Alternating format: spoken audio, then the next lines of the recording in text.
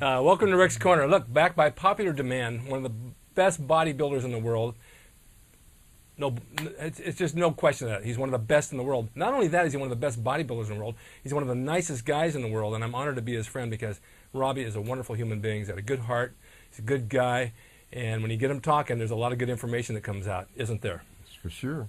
You got a lot to say, don't you? Oh, yeah. You're all bottled up inside. A lot of You're ready to let it out. Yeah, try it on. I'm your therapist. Yeah, I'm listening. Okay. And let you be the guy. Okay. We were talking the other day at lunch, and we talked about many things. And one of the things that we talked about that you said that you would bring out to the public was doing the bust sculpture of Joe Weider. Are we okay with that? Of course. Okay.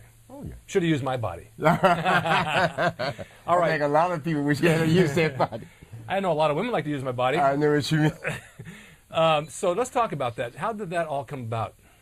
No, it was From the just, beginning. From the beginning, the whole thing was that Joe Weider put me on those covers. He put me on those covers, and he was doing it when nobody else was doing it, Rick. Right. And I think Joe Weider really had a high aptitude for physiques, and I think he really respected my physique. I'm sure. The reason I say so because I think putting black on a cover, it just wasn't unheard of back in those days. And Joe was ballsy. Yeah. He put me on those covers, and not sure how it was going to come out, but from my understanding of the department, advertising department at the Weider's headquarters in Woodland Hills, they were hot selling covers. So Joe knew what he was doing. Oh, sure. And I think choosing my physique perturbed a lot of people. I think it basically definitely upset the #1 bodybuilder in the world and the king of bodybuilding at the time, Arnold Schwarzenegger. Right. But see, I really can't say anything bad about that situation. You're talking about two great competitors, Arnold and myself, both having great physiques. Right. And, one appeals to all the people all over the world, and the other one appeals to people all over the world, so you got somewhat of a conflict. And nobody knew that I was doing that bust because Joe only did it on the weekends. Okay. Office was closed. Nobody Okay, knew let's explain though. That bust is a sculpture. It's a bronze. It's a bronze statue that sits in his office. Huge. And yeah, I've seen it. At first, when they unveiled it at the ceremony, I was shocked. My family was shocked. Everybody, some of them were kind of teary-eyed and upset about it. But then I thought about it. Over the years, I thought he was smart. He knew what he was doing. Well, let me ask you a question. When they did that thing, now they did you from here down, just the waist to the upper body, right? No, my head was there first. That was the clay part. See, the clay part was done with just my whole anatomy of it. Okay. But then when he kind of went to the ceremony and opened it up, yeah, there was just his head was on it. Oh my! But a lot of people was offended by it. A lot of blacks were offended by it. I was a little ticked at first, and then I thought, he knew what he's doing.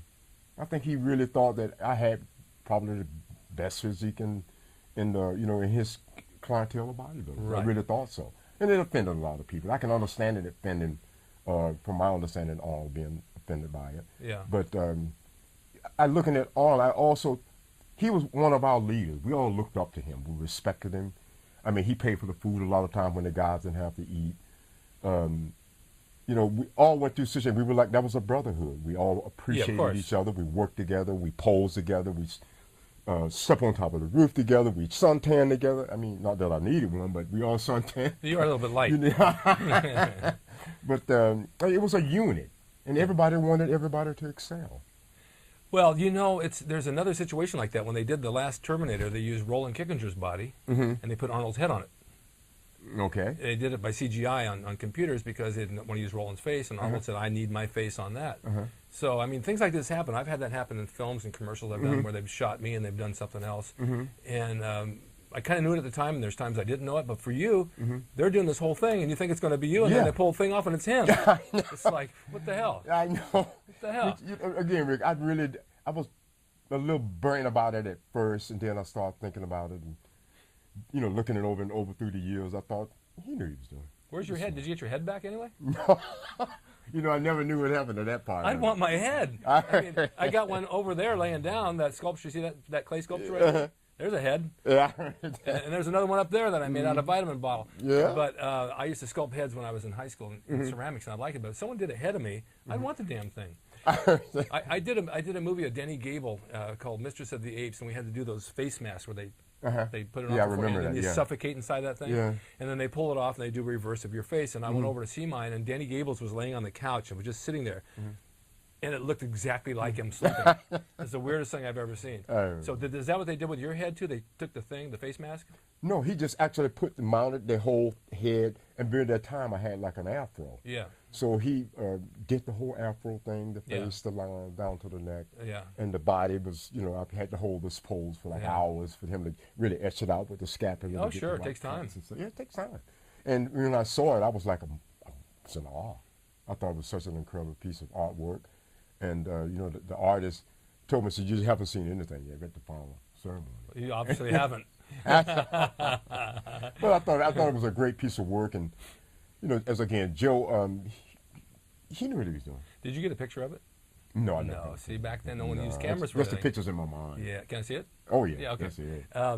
Been funny to put Betty's head on it. Betty Weeder's head on it. So you were working in the warehouse. You were getting paid to work in there. And then you asked him one day, you mentioned to him, why can't I have a contract like the rest of the guys? Well, during that time, there wasn't really a lot of money in bodybuilding. No. That was $1,000 a year for each time on won the Mr. Olympia. And from some unknown reason, being me working in the warehouse, you were getting $400 a week. Right. And it was difficult during that time, I guess, in a sense, for bodybuilders to be paid. That's good money back then. Oh, yeah. Pay.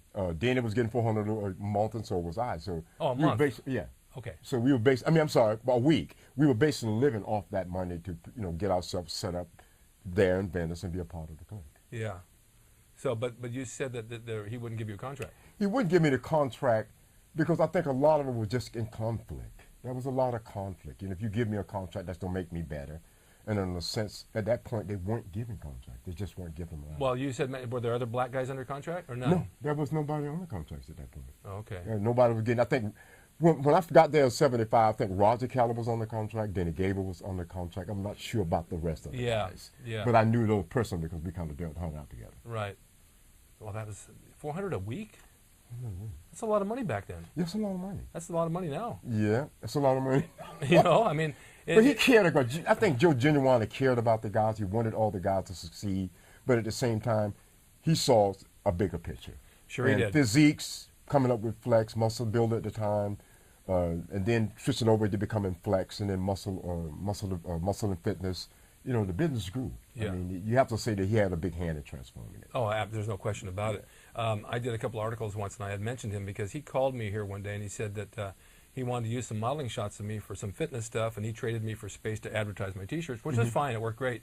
But in the article, I had said that Joe was a good guy, but he also was an opportunist in that he not exposed, but he exploited the bodybuilders to his advantage.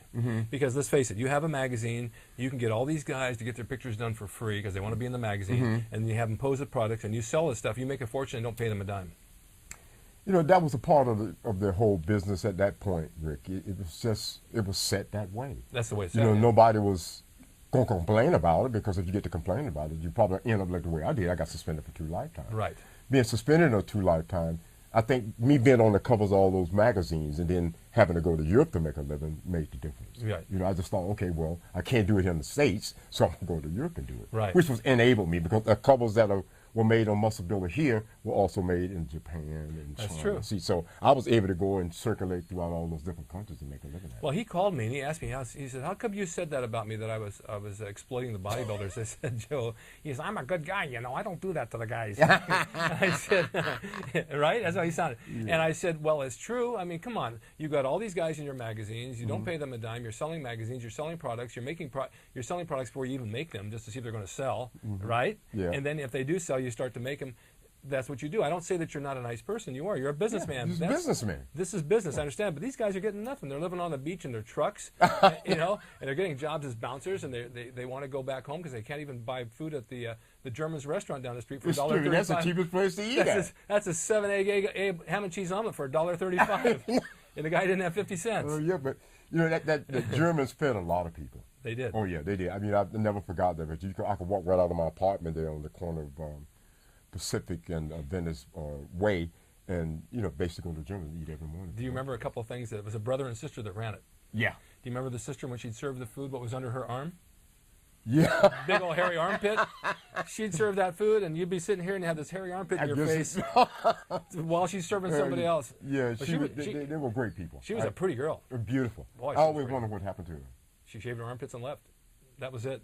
That was it? Yeah, she shaved her armpits, and that was it. Wow. No, I don't know what happened. They couldn't survive under that as time moves on with that kind of price. No, not They had one location, they moved to another, but we all ate there. I mean, Yeah. you could Incredible place. a whole breakfast, ham and cheese omelet, 7 eggs with Yeah. toast and coffee. Oh, yeah. $1.35. Yep. And I remember one day Clint Eastwood came in the gym because Dan Howard was building him a sit-up bench, and he said to some guys, where I can eat? And they said, yeah, there's a German's restaurant. And everybody says, that's Clint Eastwood. Don't send him down there. He won't like that. He came back and he loved it. I loved the place. Oh, it was such a great place. Yeah. I mean, the mom and the guy behind the counter, the brother and the sisters, they Yeah. definitely did a great job helping a lot of people. Well, that's just the way it was down there. I mean, it was a great place to live, train, and eat, and just do what you did. Now, you said that Arnold was jealous of the fact that they used your body. Yeah, but who wouldn't be? Well, I mean, you're talking, Yeah, he was the king of bodybuilding. but it's not your fault. No, it wasn't my fault, but just the mere fact that him choosing my physique to represent the business and at the same time, Yeah. him being the 7-time winner, I think he was a little bit, Yeah. I would say hurt by it. Yeah. The move behind his back, which was actually what it was, because Yeah. it was done on the weekends. Nobody knew about this. And then I think once he found out, I mean, I think I would have been ballistic too. I would have been a little upset about it. Yeah, but you have to go to the source. Maybe that's because I'm so mature at my age, because I'm a very mature man now.